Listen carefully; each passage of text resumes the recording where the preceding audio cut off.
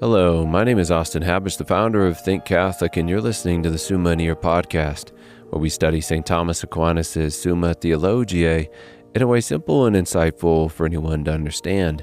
The Summa podcast is brought to you by Think Catholic. Taking 2 questions of the Summa a day, we'll seek to summarize St. Thomas's responses, discovering the brilliance of Aquinas and his Catholic faith is day 271. So let's get started. We're covering today questions 27 and 28 of the supplement to the Summa, that is, of those whom indulgences avail, and of the solemn rite of penance. The translation that I always use in these podcasts is the one generously provided to me by Ave Maria Press, the 5-volume set translated by the fathers of the English Dominican province, which you can now get at a discounted price from Ave Maria Press's site by typing in the code Summa 10, and so here we go. Article 1, whether an indulgence avails those who are in mortal sin. As we said in our last episode, indulgences are a surplus of merits which can then cover, satisfy, pay for the demerits, the punishment incumbent upon another member within the one mystical body of Christ. And it is precisely the union within that one mystical body which allows the health of the heart to assist the health in the hands. To continue the analogy we've been using, Aquinas concludes then in response to our article, a dead member receives no inflow from the other members that are living, but one who is in mortal sin is a dead member. Therefore he receives no inflow through indulgences from the merits of living members. So a man in mortal sin has cut himself off from the mystical body of Christ, which is all the faithful who are in sanctifying grace. Article 2, whether indulgences avail religious, which is answered succinctly by St. Thomas in the following words, good brings harm to no man, but the religious life is a good thing. Therefore, it does not take away from the religious the profit to be derived from indulgences. Indulgences avail both seculars and religious, provided they have charity and satisfy the conditions for gaining the indulgences. For religious can be helped by indulgences no less than persons living in the world. Article 3, whether an indulgence can ever be granted to one who does not fulfill the conditions required. It cannot, because the Church, having the power of the keys to bind and loose persons of temporal punishment, also has the right to stipulate the conditions under which this can occur.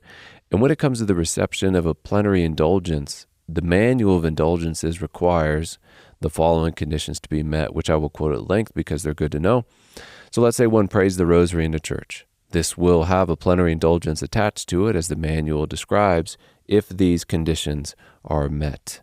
To gain a plenary indulgence, in addition to excluding all attachment to sin, even venial sin, it is necessary to perform the indulgenced work and fulfill the following 3 conditions: sacramental confession, Eucharistic communion, and prayer for the intention of the sovereign pontiff. A single sacramental confession suffices for gaining several plenary indulgences, but Holy Communion must be received, and prayer for the intention of the Holy Father must be recited for the gaining of each plenary indulgence. The 3 conditions may be fulfilled several days before or after the performance of the prescribed work. It is, however, fitting that communion be received and the prayer for the intention of the Holy Father be said on the same day the work is performed. If the full disposition is lacking, or if the work and the 3 prescribed conditions are not fulfilled, saving the provisions given in Norm 24 and 25 regarding those who are impeded, the indulgence will only be partial. The condition of praying for the intention of the Holy Father is fully satisfied by reciting 1 Our Father and 1 Hail Mary. Nevertheless, one has the option of reciting any other prayer according to individual piety and devotion, if recited for this intention. Article 4, whether an indulgence avails the person who grants it.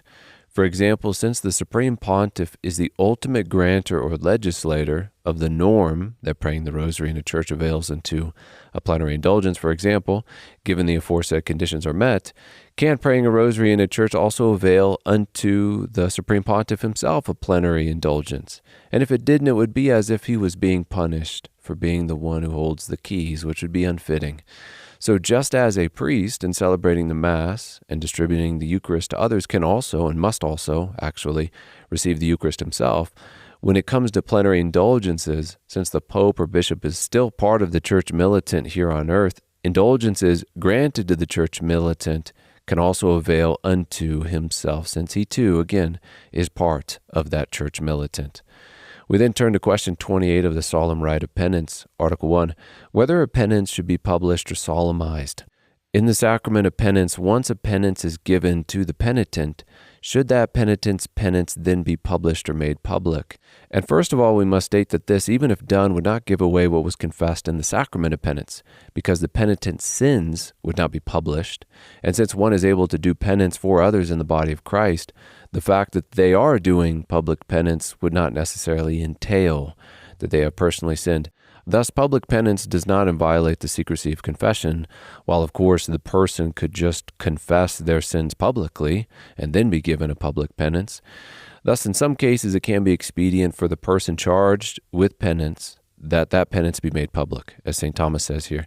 Some penances should be public and solemn for 4 reasons. First, so that a public sin may have a public remedy. Secondly, because he who has committed a very grave crime deserves the greatest confusion even in this life.